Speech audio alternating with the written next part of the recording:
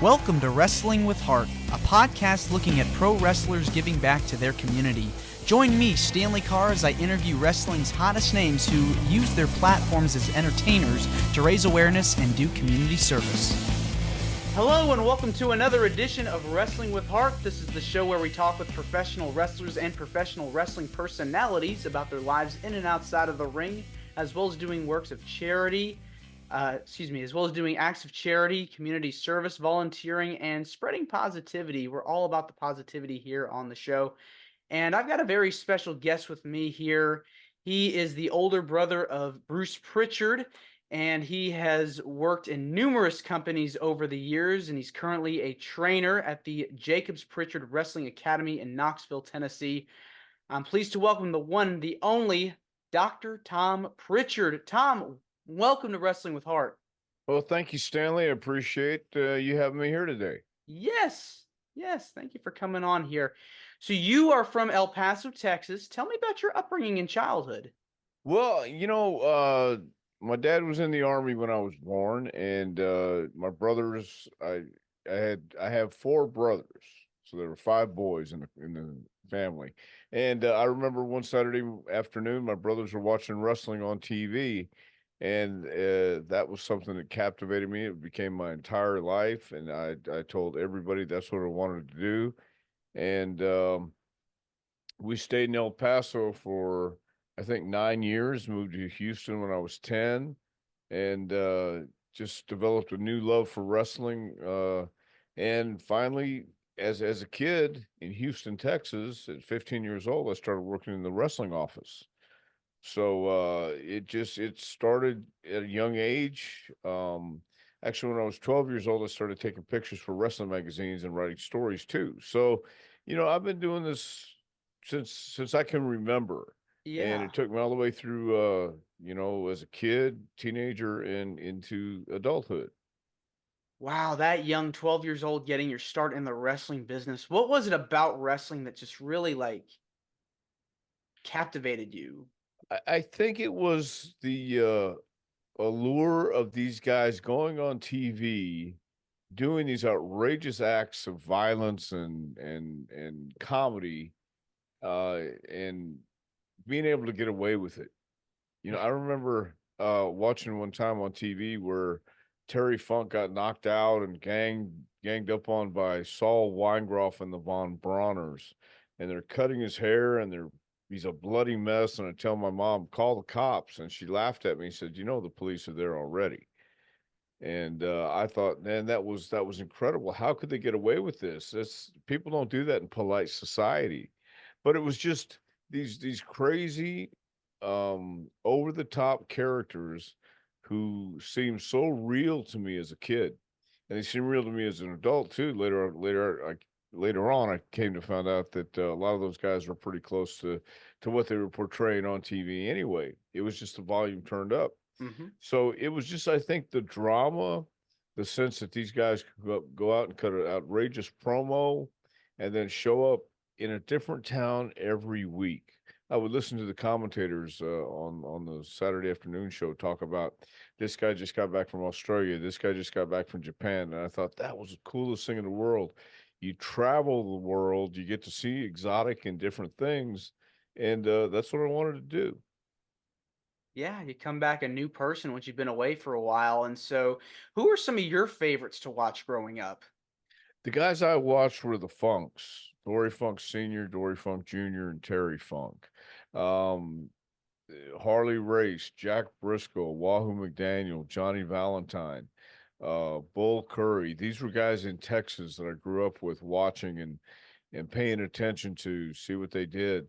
Um, and back then it looked so much more to me at that age legitimate. It looked real to me.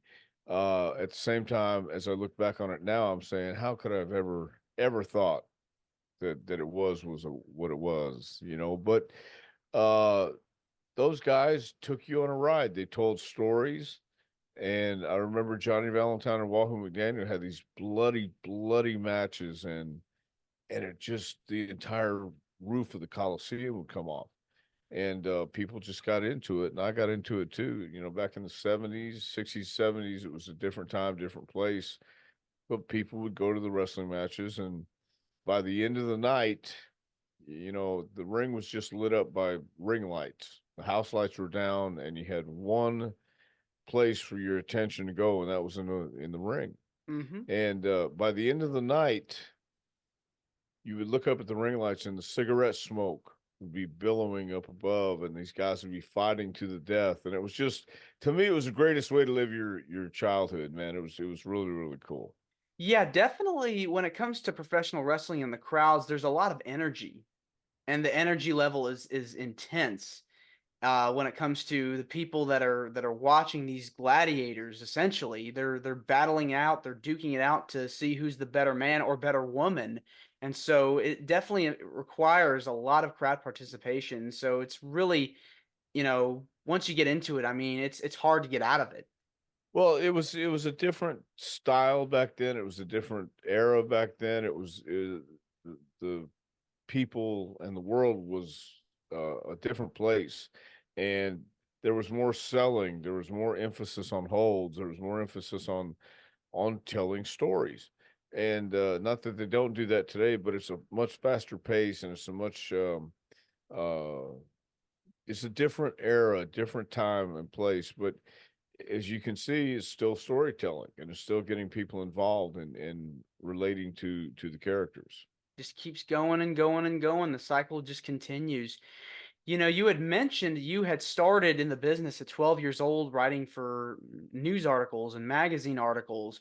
What was that experience like? And at what point did you decide, I want to get in the ring?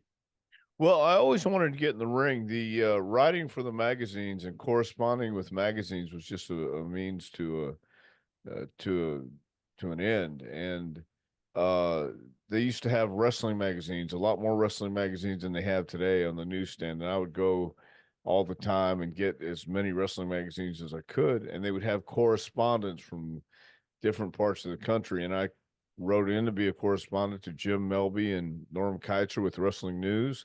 And I started writing articles for them. And then I said, could you send me a press pass so I could maybe get down at ringside and start taking pictures?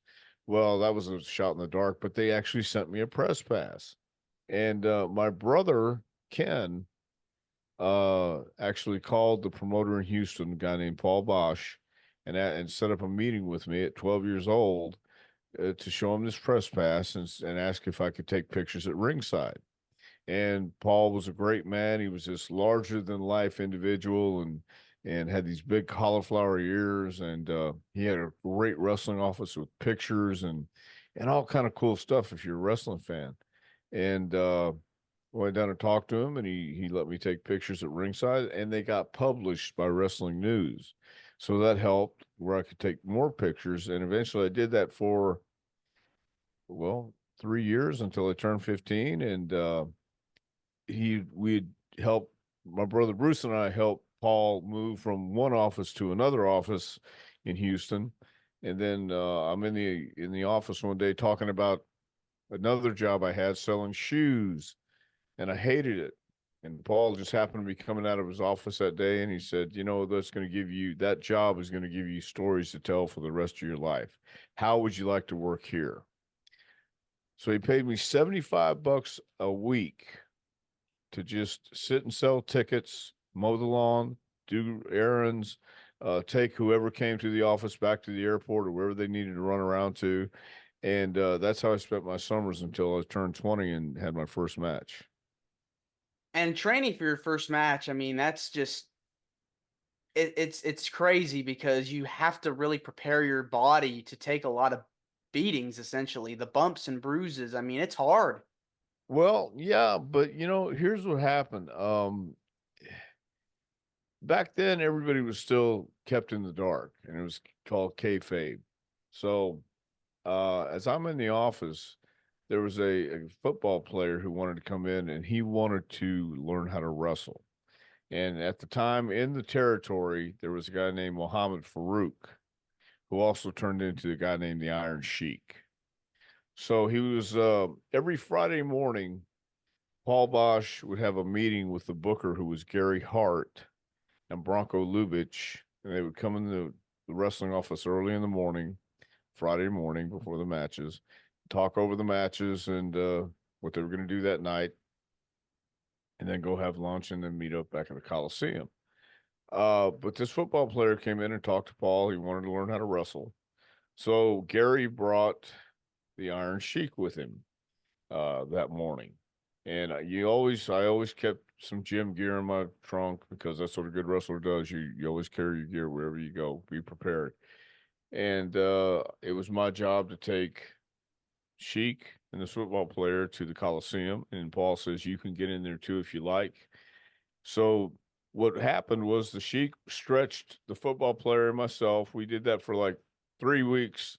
And then this guy finally says, no, to hell with it. I don't want any more of this. And so Cosgrove trained me about another 2 weeks. And it was basically just being stretched and conditioning.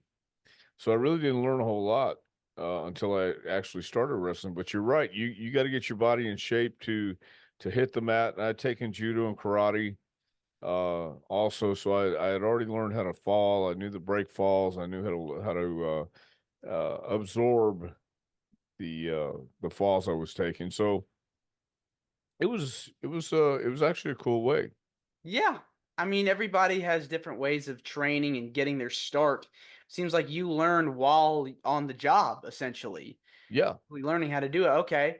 So when you start wrestling, um, what pieces of advice did you take away from the veterans in the locker room that you were working with at the time? Slow down. That's a common theme throughout young guys and green guys starting out. Everybody is so excited and nervous. You forget to slow down and breathe. I used to throw up either during or after every match. And when it wasn't very nice when I had to throw up during the match, but I was so excited and I was so nervous. All the guys would tell me, just slow down, take your time, keep your head up. Basic facts, and the basics and fundamentals never go out of style. I learned that later on, but when you're first starting out, you're so enthusiastic and you want to try so hard, and a lot of times that'll make you blow up, and that'll ruin everything. It'll ruin the match for you. So once you learn how to relax and just take your time, once I learned how to relax and take my time, I was enjoying it more, and I was having better matches. Yeah, I mean, the more you get better, I mean, the better you are as a performer. Build up and build up and build up until you become that seasoned veteran that you're able to know what you're doing, you know, and just go from there. Well, yeah, and I eventually, after 5 years, Bill Watts turned me heel, and I found out I was a much better heel than I was a babyface, in Oh, my opinion. I hated. I was that white meat, young, smiley babyface, but that just wasn't me, And when I turned into being a heel and learned how to call a match and learn how to pace the match, it was a lot better. yeah, a lot of people that I've spoken with, they've always said that they've preferred being the heel over the baby face. Uh, what Yeah. what what was it about being a heel to you that you enjoyed? It was more my natural personality. I mean, I was going through some stuff in life that I was allowing to interfere with life, and it just made me not a very nice person. And one day, Bill Watts came back to the locker room and said, "Have you ever thought about being a heel?" And I said, "Every day." He said, "I can see it. So I'm going to turn you heel next TV." So he did, and that gave me a great opportunity to learn how to call the match, to pace the match. The heel usually led back then, and I had a little more experience. I knew I could bump. I knew I could work to make the baby face look good. So that was it was just I think if you're going to be anywhere near somewhat successful, you have to be true to yourself, and you have to not play the part. You have to be the part. So you're not playing a bad guy, although it's just you with the volume turned up. Some of the greatest heels were the nicest guys in the world, Hmm. but at the same time, you had to have that mean streak in you, and you had to have that attitude. And I just had an attitude back then, and it wasn't helping until I was allowed to get it out. Do you feel it's harder to be a heel in today's era with the internet and social media and I don't know that it's harder. I just think that a lot of people are looking into it because I think they're looking into it as this guy's playing a part, whereas you had guys like, let's say, a good heel, Razor Ramon. I mean, Scott was a great guy, but he was also a smart ass, and he was a heel. He would heel on people, and that was just his personality. Some guys are playing a heel, and that's what makes it hard, is when you're just pretending to be. You know, there was a guy, Terry Funk, who would actually feel pain during the match. He understood what it felt like to have somebody drop an elbow or a knee on his leg or his neck, and he could feel the pain. And that's a sign of a great worker. You know, you immerse yourself in this business, and you go out there and you don't play a part, you become that part. So these days, a lot of the guys and gals who get in, they think it's all pretend, and we're doing a show and everybody's in on the game and the work and what's going on. Well, even if they are, um, you still have a guy like Cody Rhodes, a nice guy, good guy, and who really has a story to tell, that his dad didn't get to capture the WWF championship. So he was going to avenge that, and he finally did. So now the story starts over again with Cody as the champion. So he's a nice guy, and he is a good guy, a nice guy. And then you have Roman Reigns and The Rock. Sure, they are playing a part, but they immerse themselves in that part, and they don't let you know at the time it's happening. Rock even said, "Let The Rock take you on this ride and just enjoy it." But he's walking that line. He's one of the very few, if maybe the only one, who can walk that line and tell that story to where people care enough to buy, 70,000 tickets both nights in a row. So I mean, I think WrestleMania did what, over $34 million. Mhm. That's a lot of money for people to pay if they're smart to what's going on. Even if they are smart to what's going on, they want to see a great crafted story between people who believe it and can live it, and they watch it live, and it's great soap opera.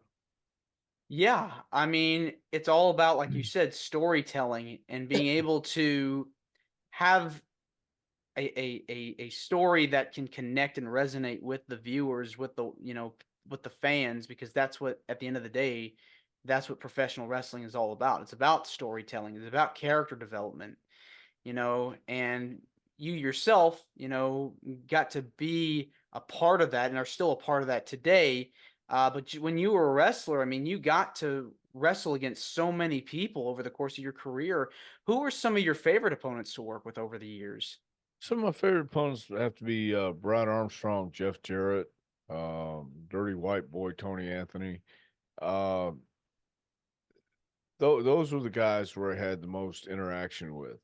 And Brad Armstrong is the older brother of the Road Dogg. He comes from a wrestling family, and they lived it on a every day, 24/7.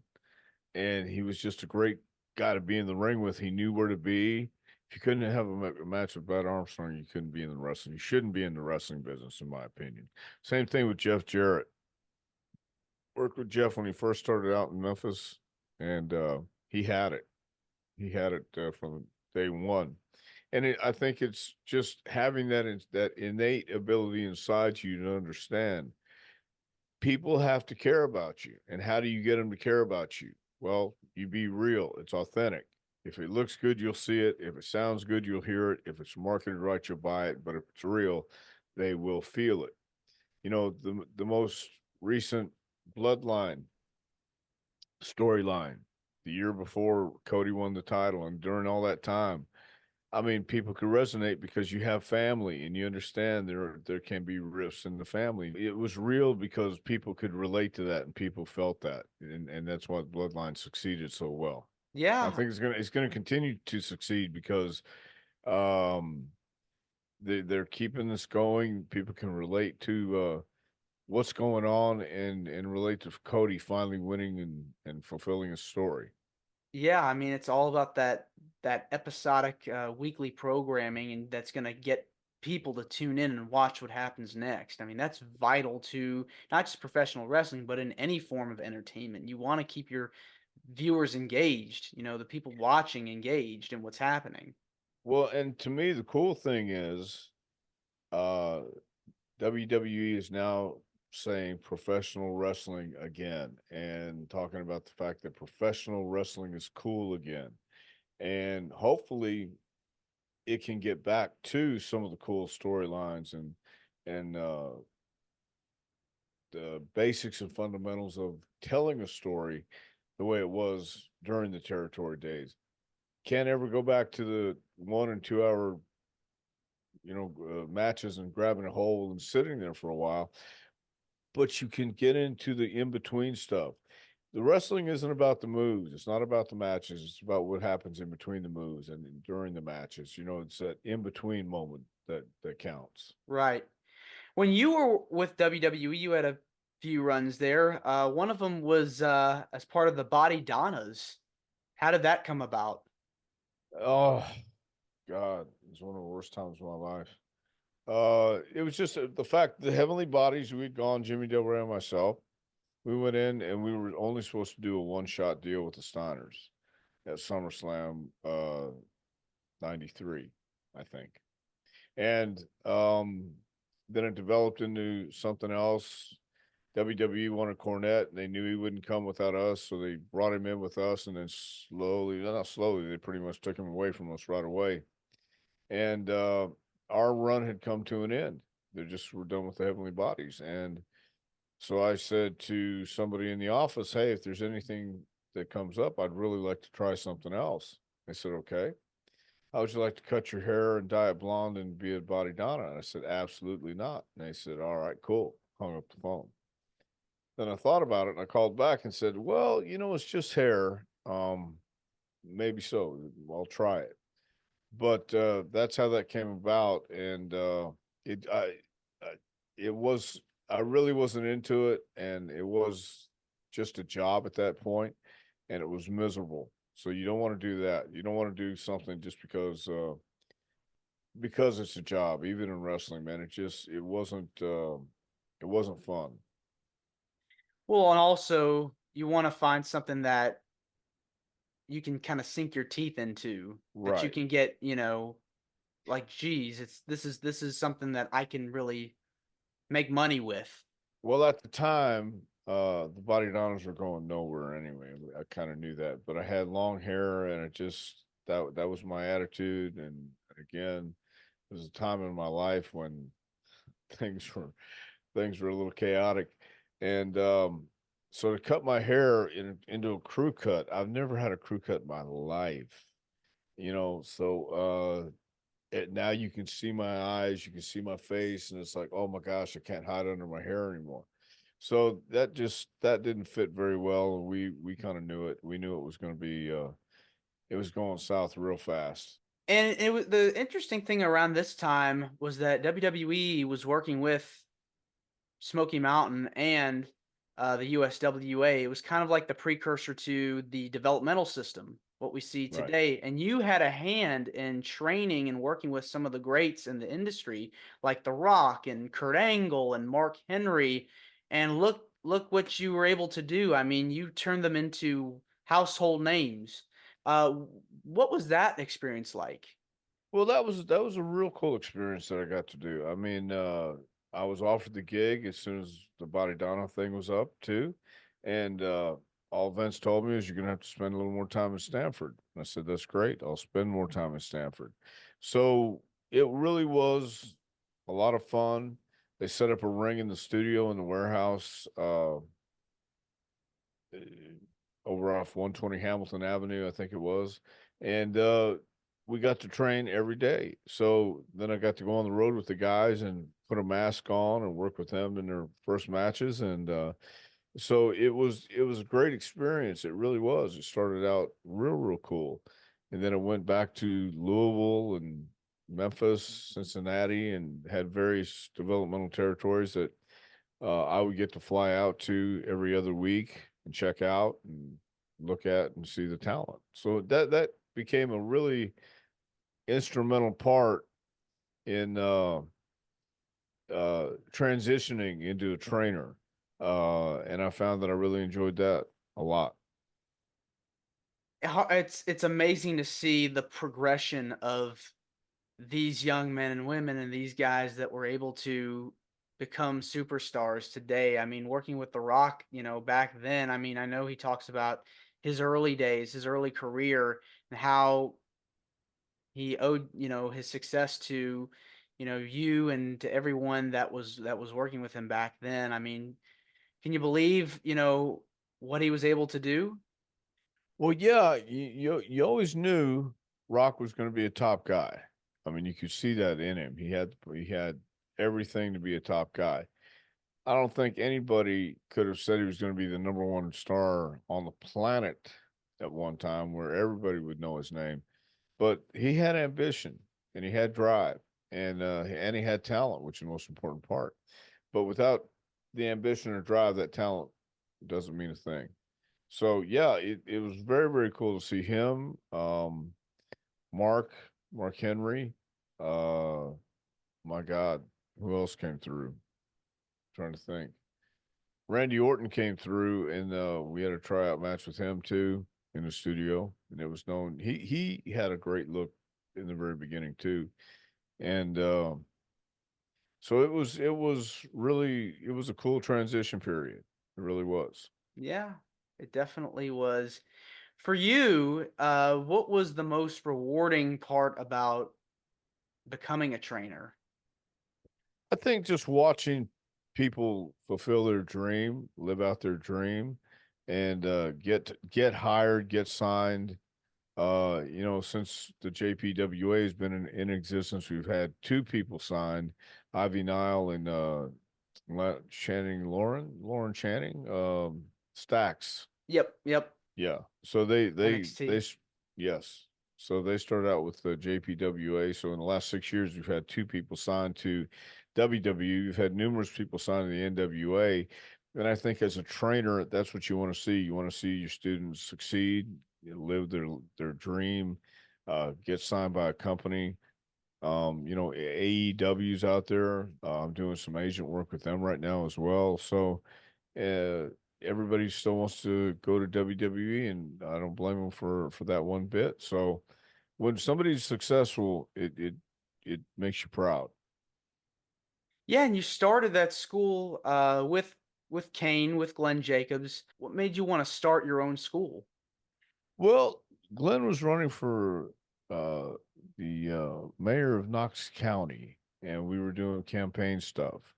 And one day we were having lunch, and I mentioned I was doing a seminar in Atlanta. And the next day we had a campaign event.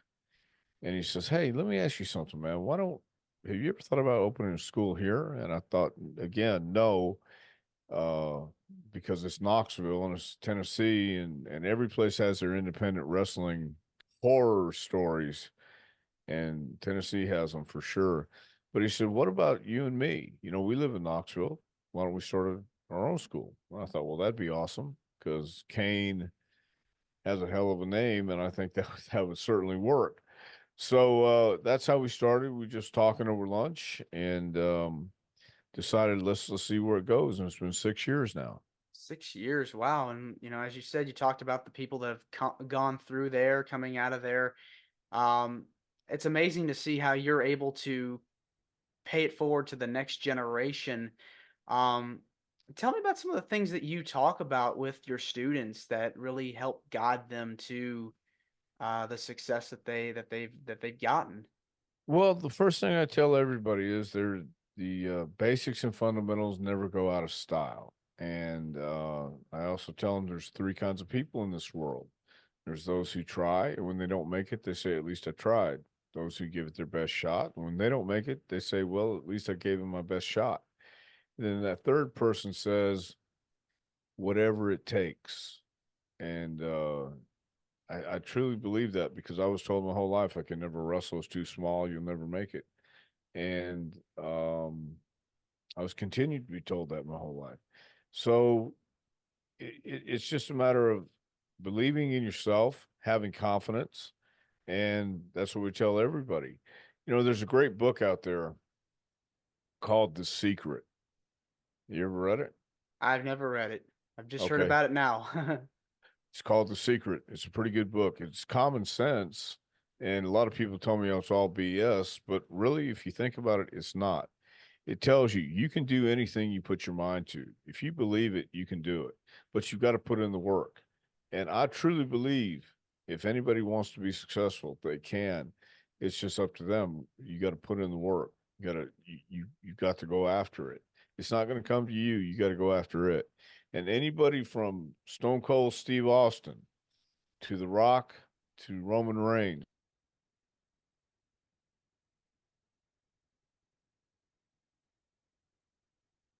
Oh, screen is frozen again. Oh yeah, you froze that time. Okay. Oh, sorry about that. Yeah, my internet connection is unstable. I don't know what happened. I'm sorry about that. Anyway, you can finish what you were saying. Well, I was just going to say, it's up to you to go out and do the work. If you're going to be in this business, you got to go to the gym. You got to look like you're able to fight. You got to look like you're able to do something. You don't have to be the biggest guy in the world, but at least look like an athlete when you get in there. And you guys have put on some benefit shows too, right? Well, as a matter of fact, just last night in La Follette, Tennessee. In fact, that's where the school's at, La Follette, Tennessee. Glen showed up and we did a fundraiser for Children's Hospital here in Knoxville. So that's one of Glen's very favorite places to help out. And we did $1,500 in pictures, and we got a couple donations too. So I'm not sure what the total was last night, but we did pretty well. Yeah, I mean, and you guys have done shows, I'm sure, fundraisers previous too. Yeah, the last time was Harriman, Tennessee. Glen showed up for that one too, and he always signs special posters, special edition pictures, and all the proceeds go to Harriman Athletics, and there've been a lot of other stuff too over the years. What is it about helping others that gives you the most joy? Well, I think just seeing people being helped and appreciating the help, knowing that we did something that at least was beneficial to the community and to someone who's going through that time of need. So, yeah, it does do you good to do good deeds. Yeah. Well, Tom, this has been a pleasure getting the chance to speak with you, and I just want to say thank you. It means a lot to me and to the listeners and viewers that are watching this on YouTube. Where can people find more about you on social media? People find more information about the school, and how can they get involved? Well, I'll tell you what, let me just give the school website. It's jpwrestlingacademy.com, and it has all the information on there, various tabs and various places you can go. And check us out, and anything we're going to do, we're usually posted on there. So that's the best way to get a hold of us. That's the best way to keep up with us. It's jpwrestlingacademy.com, and you can also email us at jpwrestlingacademy@gmail.com. So that's the best way to do it, Stanley. Awesome. Well, Tom, thanks again, and you're more than welcome to come back. Well, thank you very much. I appreciate it. Yes. All right. Take care. You too. All right. Bye-bye. This is Wrestling with Heart. I hope you found this podcast to be informative and entertaining. If you did, please hit the subscribe button and look out for the next edition.